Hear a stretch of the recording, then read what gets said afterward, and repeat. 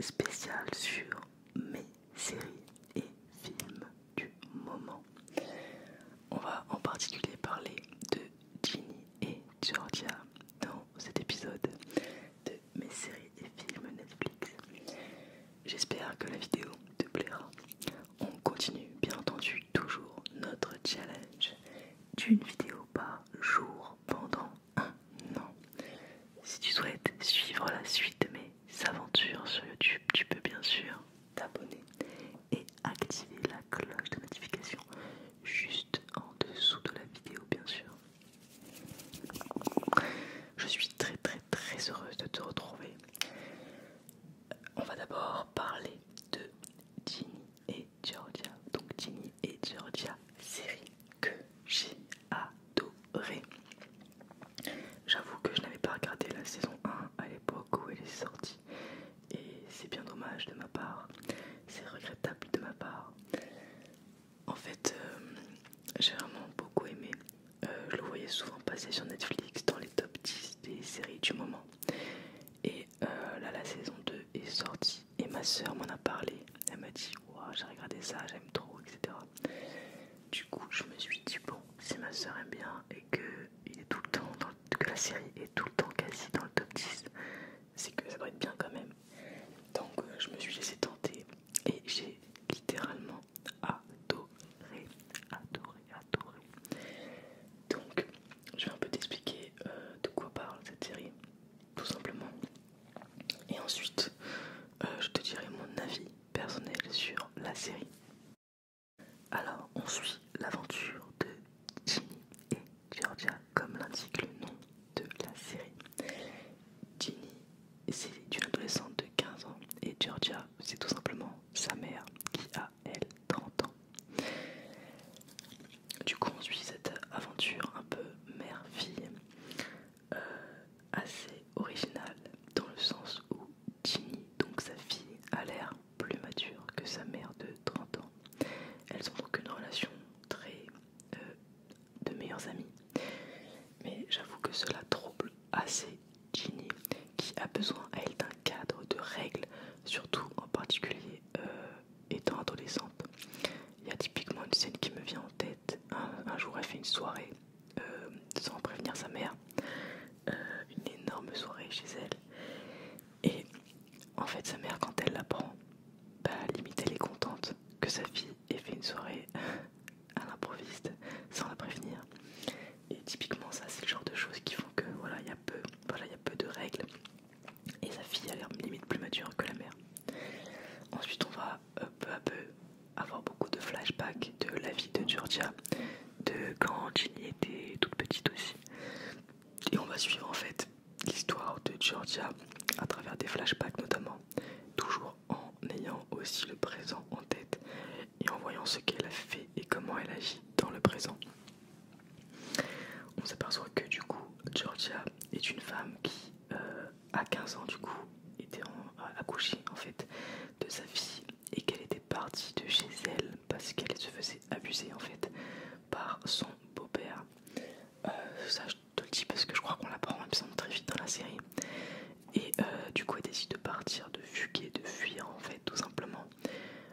Donc au début voilà, elle est vraiment perdue, elle a pas d'argent et tout. Très vite elle va aller elle va intégrer un gang, l'œil de sang, il s'appelle ce gang. Et elle va peu à peu du coup voilà, se mettre plus à voler, prendre plus confiance en elle aussi, en utilisant notamment des armes, des pistolets. En fait on lui apprend voilà, un peu à se renforcer et à être plus courageuse. Et à oser aussi outrepasser les lois. Ensuite on va suivre un peu la romance entre du coup le père de Ginny et Georgia. Et du coup comment elle est tombée enceinte, comment Georgia est tombée enceinte, ce qu'elle a fait, pourquoi finalement elle n'est pas restée chez la famille du coup du père de Ginny. On va découvrir tout ça en fait, pourquoi elle fuit à chaque fois. Et on va s'apercevoir aussi que il y a plein de... En fait voilà, Georgia a fait plusieurs crimes différents, que ce soit du vol à l'escroquerie en passant par le meurtre. Mais que, bon, on va pas dire qu'un crime est toujours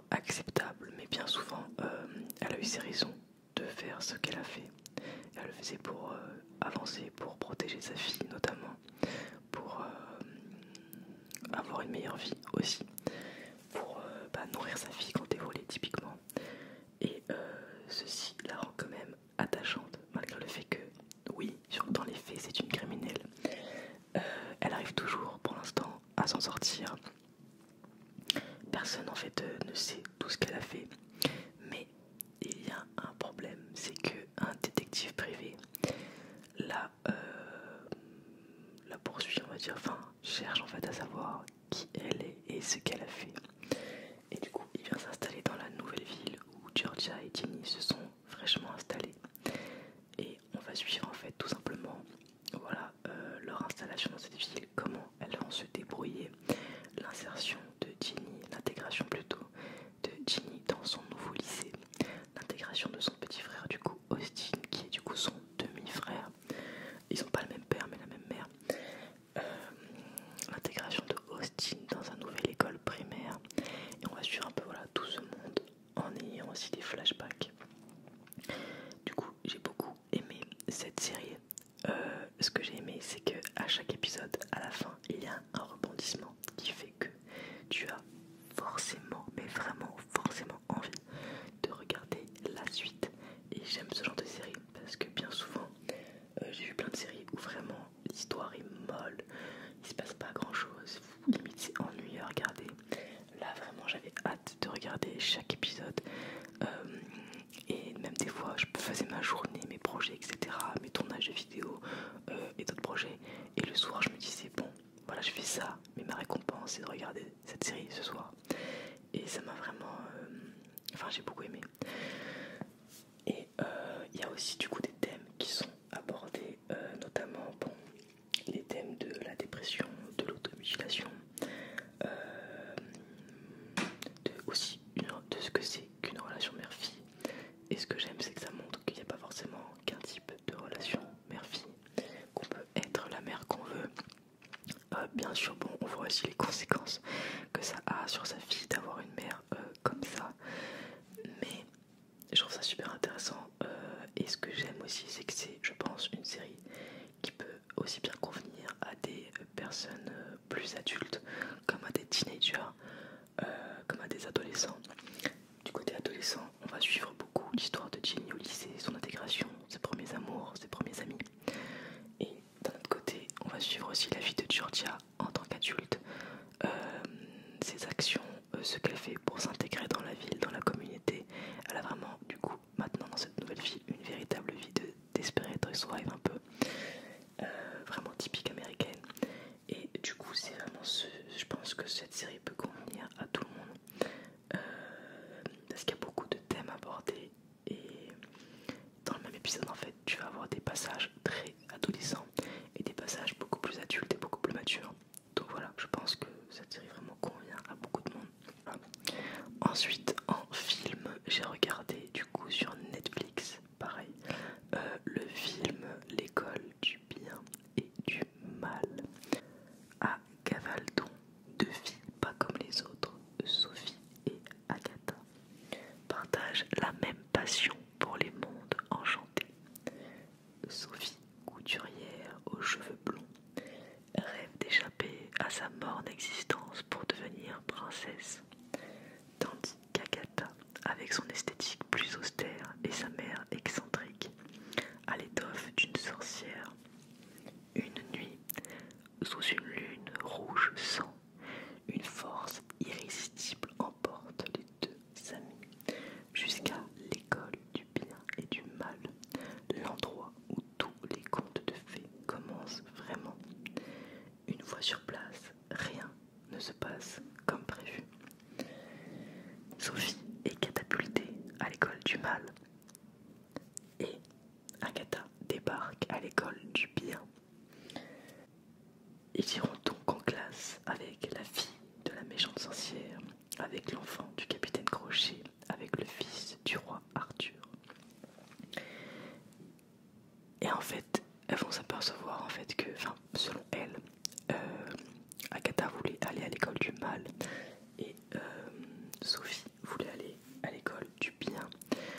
Parce que même en fait au début on les suit et on voit que Sophie est très dans l'apparence, elle lit beaucoup de livres de contes de fées, de contes de princesses, et Agatha elle lit plus de contes d'horreur, elle a plus voilà cette dimension un peu plus noire en apparence. Et du coup arrive à l'école, elles vont très vite interpeller en fait le genre de directeur de l'école et lui dire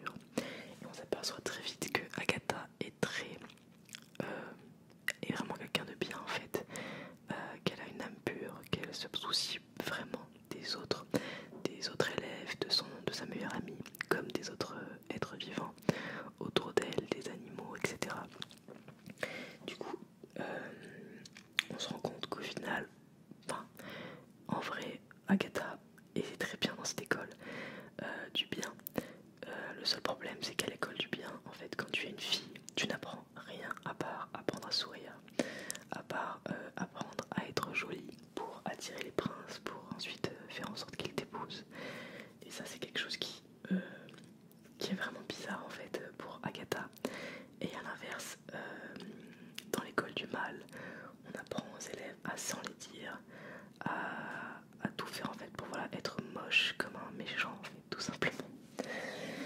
Et on va peu à peu voir que Sophie du coup va peu à peu sombrer dans une genre de folie très noire. Et il y aura un personnage du coup inattendu qui va encore plus orienter Sophie dans la destruction, le noir. Il va faire en sorte qu'elle détruise totalement l'école. Et Agatha du coup va tout faire pour sauver l'école de sa meilleure amie. Voilà, donc c'est à peu près ça l'histoire. Ce que j'en ai pensé, c'est pas un film fou, mais la seule chose que j'ai vraiment aimé, c'est juste la leçon en fait qu'il faut en tirer, qui est assez évidente, mais ce n'est pas grave. C'est juste que voilà, il faut pas se fier aux apparences. C'est pas parce que quelqu'un te paraît gentil qu'il l'est forcément, et que quelqu'un te paraît mauvais ou laid ou moche qu'au fond son âme est moche aussi. Et c'est juste voilà, c'est un truc un peu bateau, mais c'est la seule leçon en fait que j'en ai tiré, même si je le savais déjà. Mais voilà, donc c'est le seul intérêt je pense de ce film. Suite en série que j'ai vu du coup sur Netflix. Alors j'en suis à la moitié de la série, donc j'espère avoir vu la suite quand la suite quand la vidéo sortira. Et j'ai vu, comment ça s'appelle, Kaléidoscope. Donc j'en suis à la moitié pour l'instant. Alors Kaléidoscope, c'est vraiment une histoire assez intrigante. En fait, on va tout simplement suivre l'histoire d'un... Alors voilà, le synopsis très court sur Netflix, c'est une bande de voleurs professionnels menée par un maître du braquage s'efforce de pénétrer dans un coffre-fort indestructible à la recherche du plus gros butin de l'histoire. Cependant, la trahison, la cupidité et d'autres facteurs sapent leur plan. Alors, ce qu'il faut savoir, c'est que déjà au tout début en fait de la série, il y a une toute petite innovation, c'est que tu peux regarder les épisodes dans n'importe quel sens. Il me semble, sauf l'épisode du braquage, qui est l'épisode blanc. Chaque épisode a le nom d'une couleur, et sinon tu peux regarder dans n'importe quel sens. En fait, chaque épisode correspond à un moment donné. Un épisode, ça se passe 25 ans en arrière, un autre 3 semaines en arrière, un autre 10 semaines, un autre 7 ans, etc.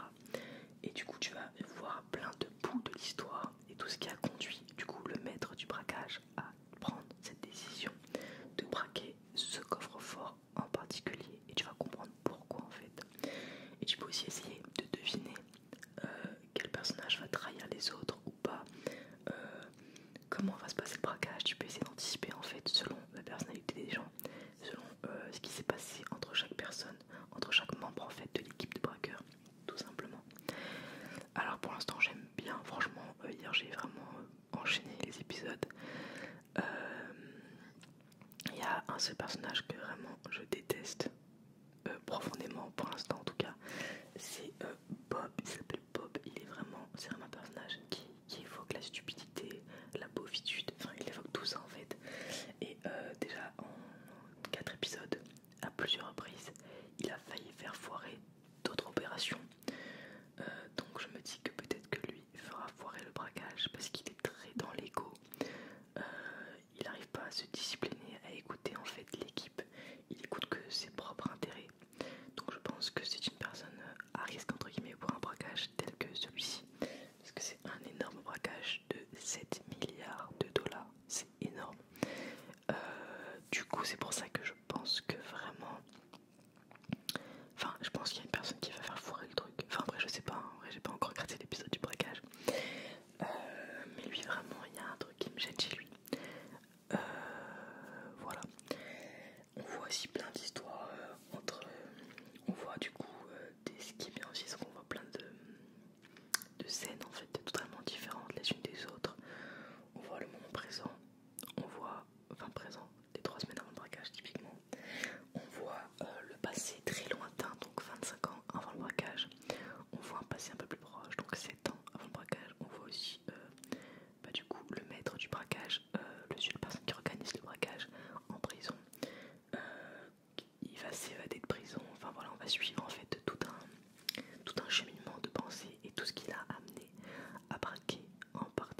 secrets.